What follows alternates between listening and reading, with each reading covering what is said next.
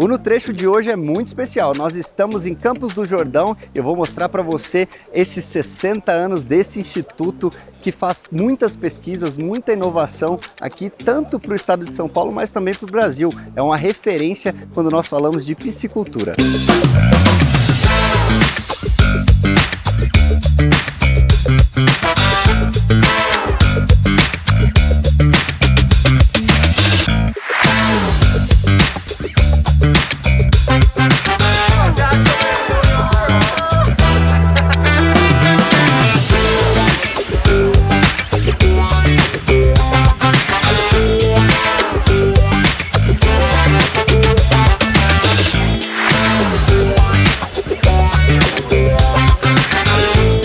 É a primeira vez que eu vou experimentar o patê de truta defumada e também o caviar de truta. Então, vamos lá.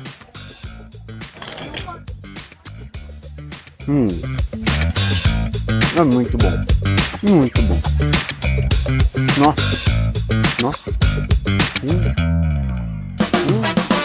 Olá, sejam bem-vindos a mais um episódio do Veterinária 360. Eu sou o Rodrigo Carmo e sempre trago convidados muito especiais. Para a gente bater um papo hoje sobre a piscicultura, eu estou em Campos do Jordão e recebo as ilustres presenças de Cristiane Neiva, que é diretora-geral do Instituto de Pesca, Thaís Moron, que é pesquisadora científica, e Neuza Takahashi, diretora do Núcleo de Pesquisa. Bom, sejam todas bem-vindas aqui ao nosso canal.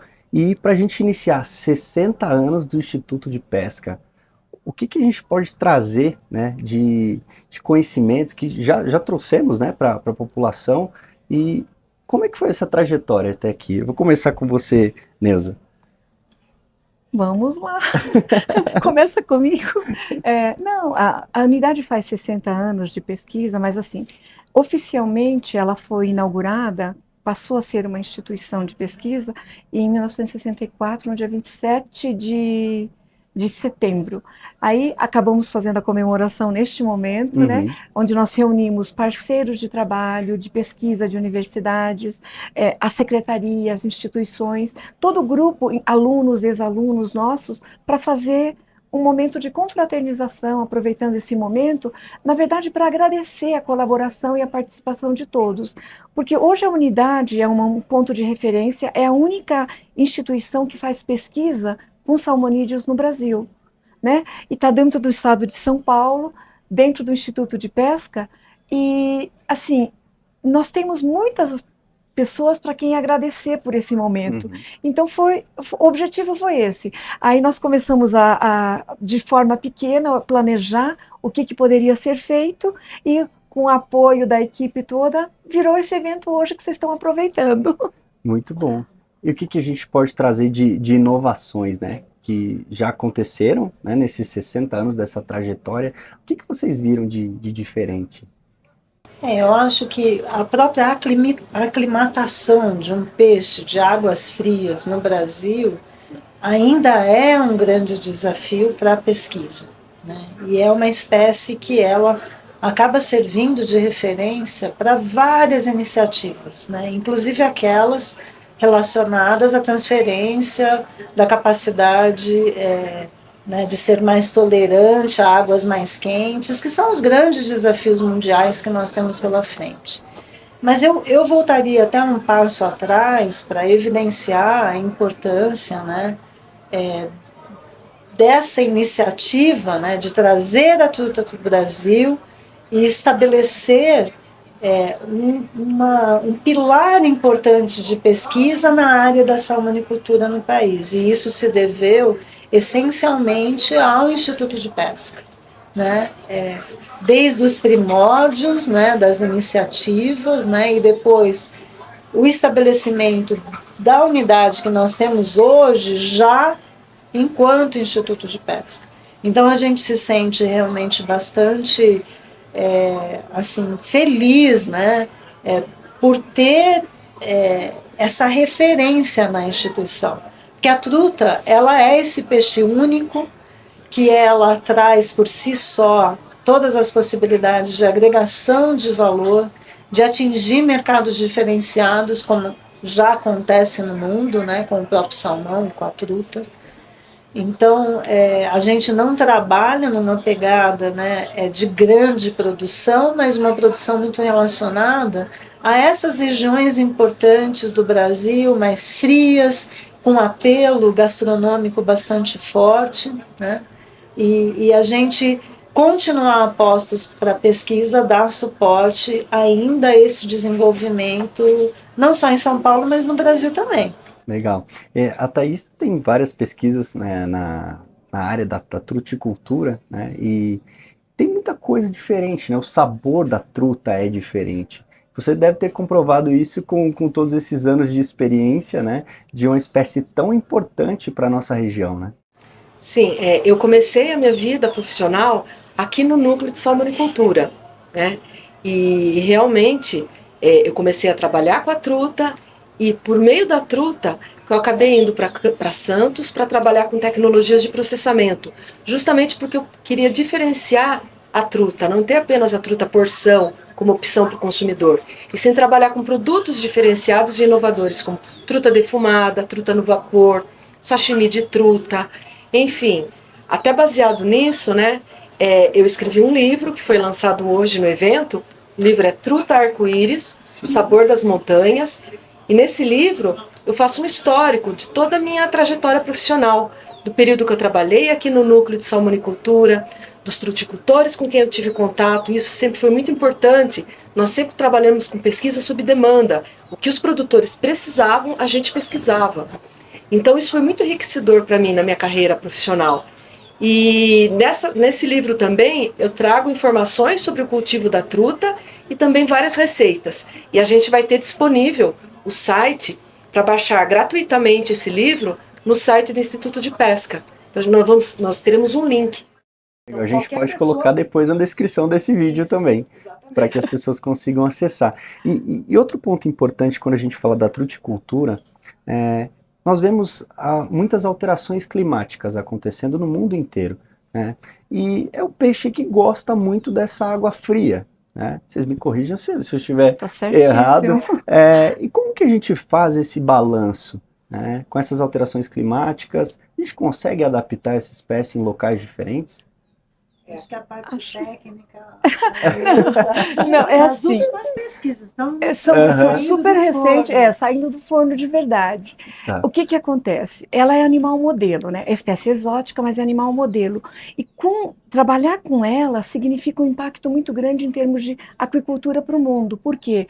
Porque o que você testa com ela, você consegue replicar para várias outras espécies de cultivo, principalmente espécies marinhas. Então, hoje, em época de questão de aquecimento global, que é uma preocupação muito grande, esse foi um ano extremamente atípico e complicado do ponto de vista ambiental, comprometeu muitas produções, não só no Brasil, como no exterior também, tá? Então, formam barreiras climáticas que não conseguem deixar o frio ou o calor trocar de lugar e você deixa prejudicando determinadas regiões onde você está aguardando o frio não chega, ou fica muita chuva numa determinada região, como aconteceu no Rio Grande do Sul. Então, do ponto de vista de produção, foi um ano bastante comprometedor em termos de produção. Porém, por outro lado, a pesquisa avançou no sentido de que nós conseguimos fazer um teste entre Campos do Jordão e Pindamonhangaba. Pindamonhangaba fica a 700 metros de altitude, Campos do Jordão a 1.500 metros. Falando tecnicamente, do ponto de vista de distância física, geográfica, praticamente nada. 10 quilômetros de diferença, mas em local de altitude diferente. Nós colocamos alevinos de truta 3 meses aqui e 3 meses aqui. Juntamos depois, na estação nossa, só 3 meses, nas condições climáticas locais, ambientais, normais. Trouxemos de volta de Pindamonhangaba e colocamos em Campos do Jordão e cultivamos normalmente por um ano e meio.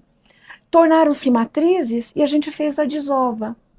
E aí teve uma mortalidade imensa. Do ponto de vista científico, a primeira impressão é, puxa, morreu tudo, deu tudo errado, o teste não funcionou, tá? Então daí, mas você olha o mesmo projeto em cima, com outros olhos, computando todos os dados. Daí você chega e observa que a segunda geração, o que sobrou dos sobreviventes, quando você cruza de novo, você obtém uma prole levemente mais tolerante à temperatura alta.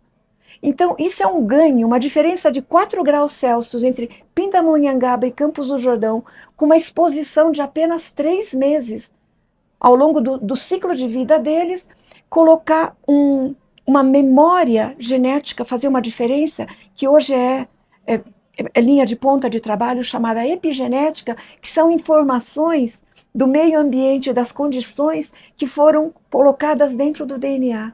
Então, você se desacredita a tese de Darwin e volta no lamarquismo. Então, é uma coisa meio que absurda num primeiro momento. Mas, do ponto de vista científico, esse trabalho com alevinos termotolerantes teve um impacto científico muito grande. Ela representou dentro da instituição, acho que o artigo mais procurado da nossa instituição nesse ano passado, que foi quando ela foi publicada.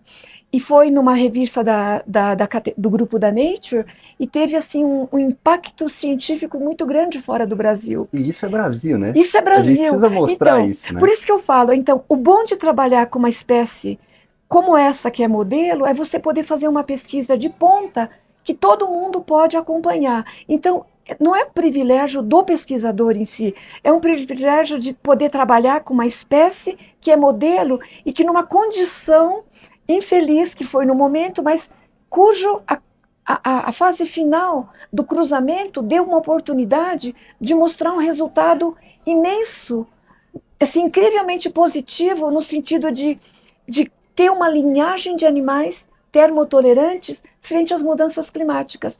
Esses 2 graus, meio grau de diferença que faça na sobrevivência pode garantir a preservação de uma espécie. Então, essa é uma técnica, ferramenta genética que a gente utiliza junto com reprodução, com nutrição, com tudo que o Instituto faz, que você consegue. Você não trabalha sozinho, você trabalha com um monte de pessoas, né? Com uma equipe, e sobretudo você trabalha com pessoas.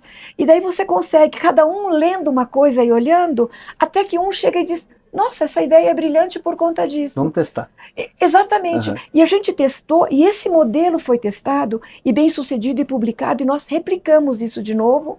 Foi replicado no Japão, e ela foi adequada para atum, o atum azul em extinção, e foi publicado agora, há 2 meses, com um trabalho assim, esse daí saiu na Nature com um fator de impacto 35, gigante, e está gigantesco, e foi replicado no mesmo modelo, no protocolo que a gente desenvolveu. Então eu acho que é um mérito institucional muito grande, certeza, a gente conseguir fazer um trabalho desse aspecto, que você consegue que pessoas de outras áreas, com outras espécies, consigam utilizar a ideia para replicar para finalidade conservacionista ou em frente às mudanças climáticas, do ponto de aplicabilidade da técnica.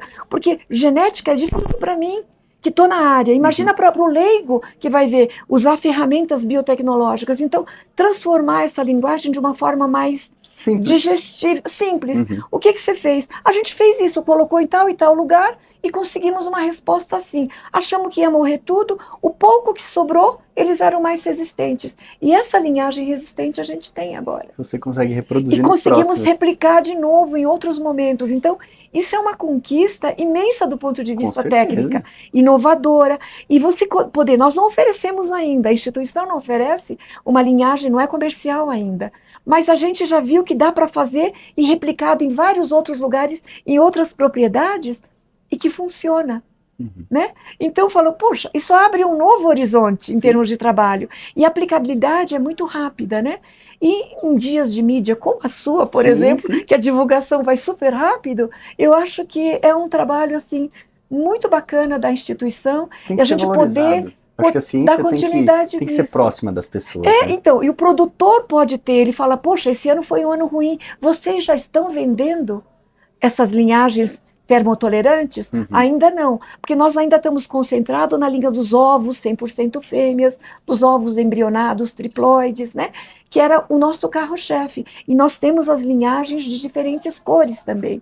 Mas esse já é um passo que a gente tem que ir conquistando o nicho de mercado, que nem o caviar, que foi um trabalho de tese desenvolvido em parceria. Hoje, incrível. Então, foi uma ideia de um produto que a gente testava e comia, vamos transformar ele, protocolar um padrão e fazer um trabalho. Foi o trabalho de pós-graduação, aqui com a coordenação, e a gente desenvolve um produto. Depois tem uma equipe que vai divulgar esse produto, que é um serviço de de formiguinha, né? De todos os eventos que são produtos nichados, né? E buscar gastronomia para apresentar, Exatamente. A função nossa prioritária era fornecer proteína de baixo custo para o mundo inteiro. Ainda não conseguimos, ainda fazemos uma gastronomia mais elaborada para um público diferente. Porém, eu acho super importante cada passinho que a gente vai dando e vai conquistando espaço. A Thaís fez um trabalho de caviar, associou com a parte da truta salmonada, e é um produto que entrou, então, começou devagarinho e em 20 anos ela está estabelecida no mercado, né? Então, eu acho que assim, não é uma coisa de hoje para amanhã, o resultado da pesquisa aplicada. Parte disso a gente consegue fazer acelerar um pouquinho mais usando um sistema de mídia, uma coisa técnica, uma linguagem de divulgação mais digestível para todo o público leigo, né? Que Mas entenda. é isso daí. É muito importante, e quando a gente fala desse ponto de vista de conversão, o peixe é quase 1 para 1, né? Então, quando a gente compara essa proteína com as outras proteínas animais, a gente consegue dizer que o peixe ele é bem sustentável. É sustentável, né? Tem uma pegada de pegada aquática muito bacana, uma pegada de nitrogênio, de carbono, que a gente diz, né? Muito boa. A taxa de conversão dele realmente é boa. Agora, você tem que considerar que é 1 para 1, mas é 100% seco, praticamente 10% de umidade, e ele tem 60% de umidade, né? Então, esse 1 por 1 é relativo, mas é uma técnica de manejo, de cuidado, de gerenciamento para conseguir obtermos isso. Sim, e da questão cultural, né? Nós vemos que o Brasil ele tem muitas proteínas disponíveis, né? Como que a gente pode trazer mais proximidade do consumidor para o peixe, né? Vi uma pesquisa que é de 10,4 quilos ano que o brasileiro consome. Como que a gente consegue levar esse conhecimento para as pessoas? Com processamento de alimento. Aí elas conseguem hambúrguer, várias coisas incríveis que entra na merenda escolar. Eu acho que é quebrar esse paradigma do consumo do peixe, né? Hoje a gente não tem políticas públicas fortes para melhor estabelecer esse consumo semanal do brasileiro. Eu acho que isso é aquela história de trabalhar com a criança, com hábito alimentar na infância, né? E que a gente vai ter um reflexo lá na frente. O peixe ele está muito relacionado às questões culturais nossas, à questão de tradição, né? Então a gente precisa aproveitar muito isso nas diferentes regiões, com as diferentes espécies. E eu tenho certeza que nós temos muitas histórias diferentes, né? E pegadas até, né? Porque quando a gente fala de pescado, é um universo. Nós temos desde o crustáceo, molusco e até mesmo a alga marinha, além do peixe, né? E aí trazer à tona toda essa questão do apelo que o pescado tem mundial de suprir, né, uma proteína de alta qualidade para o mundo, né? A gente precisa aliar isso a esse conceito de sustentabilidade, mas é a sustentabilidade na pegada não só ambiental, que são essas questões, né, trabalhar com recursos hídricos, trabalhar com recirculação de água, com reservação de água, com energia limpa, né, para a produção, integração de culturas, né, não só no aspecto de cultivo, né, que isso já vem sendo tentado mundialmente, mas também no aspecto, olha, vamos fazer uma integração da água, depois para hortaliça ou para forrageira, que vai dar um impacto lá na carne, do suíno, do bovino até. Né? Então, esses aspectos maiores, né, aliado também à questão de sustentabilidade social. E daí a gente já vai caminhando, né, para uma outra esfera, que é a pesca, né, que também gera esse pescado no Brasil, e o Instituto hoje trabalha com tudo isso, trabalha com a apicultura, trabalha com a pesca e também tem essa pegada de recursos hídricos, que é o que vai fazer as atividades, né, terem um sentido daqui para frente em termos de desenvolvimento e de sobrevivência. Né? Acho que principalmente isso. Legal, Thaís, a gente se encontrou no Sabor de São Paulo, em Mogi das Cruzes, e você me mostrou um projeto muito bacana, que é o pescado, né, Pescado para a saúde. Conta pra gente como é que funciona esse trabalho. Bem, Esse projeto Pescado para a Saúde, ele é financiado pela FAPESP e ele tem um consórcio, né, que participa desse projeto. Então nós temos o Instituto de Pesca, o Instituto Oceanográfico, universidades aqui, Universidade de Mogi das Cruzes, Universidade do Rio Grande do Norte e várias empresas privadas. E o objetivo principal desse projeto é justamente estimular o aumento do consumo de pescado pela população. Você falou, né, que a média está em 10 quilos por pessoa ano, mas o Brasil, a gente não pode esquecer que é um país continental, né? Sim. Ele é muito grande. Então você tem regiões no Brasil onde se consome até 50 quilos por pessoa ano. Sim. E outras regiões que se consomem 2, 3 quilos. Né? No estado de São Paulo, a média que a gente chegou, com alguns resultados iniciais, foi em torno de 5 quilos por pessoa, por ano. Então, o que a gente está trabalhando é justamente tentando desmistificar muita coisa em cima do pescado. Por exemplo, todo peixe tem espinho. Por que peixe tem cheiro ruim? Não, peixe não tem cheiro ruim. Cheiro ruim é deterioração. Não é todo peixe que tem espinho. Tem espécies de peixes que você consegue trabalhar com crianças porque não tem espinho. E muitas tecnologias também favorecem isso. Existem tecnologias, como, por exemplo, filetagem, você tira espinhos e você tem outros produtos. Hambúrguer, nuggets, salsicha, linguiça de peixe. Tem uma imensidão de produtos que a gente pode trabalhar. Então a gente está fazendo isso. Também é um trabalho de formiguinha, tentando desmistificar muitos mitos em cima do pescado. E o projeto tem 7 etapas. Desde um estudo de mercado que já foi realizado, para a gente conhecer o consumidor do pescado e quem não consome, por que não consome. Aí uma classificação, quantificação, né, em termos de proteínas, nutrientes desse pescado. A gente conseguiu, com o nosso questionário, chegar em 8 das principais espécies consumidas no estado de São Paulo. Aí a gente vai ter uma fase de fortificação de ração, genética, tudo para chegar no pescado, vamos dizer assim, o pescado que a gente fala, pode consumir, faz bem para a saúde, está mais em conta. É isso que a gente está buscando. Muito bom. A gente está chegando na parte final. Eu quero agradecê-las por esse tempo, para a gente conseguir compartilhar com as pessoas o conhecimento, aproximar a ciência das pessoas. Acho que é muito necessário para que a gente também desperte outros olhares, né? Que outras pessoas também queiram partir para a área acadêmica, contribuir com todo o desenvolvimento da sociedade, né? É muito importante. Então, muito obrigado. Agradecemos o convite. Obrigada. Bom demais. Então, se você gostou, curta, comente, compartilhe e ative as notificações. Até mais.